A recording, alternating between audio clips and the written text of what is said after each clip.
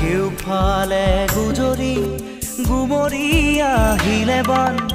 উটুৱাই নিলেহি গাঁওখন সুখৰে ঘৰখন পলকতে উটি গৈ গোহালিৰে গৰুহাল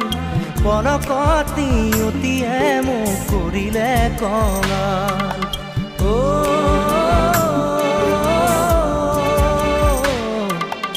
উটুৱাই নিলেহি গাঁওখন সুখৰে ঘৰখন কেউফালে গুজৰি গুমৰি আহিলে বান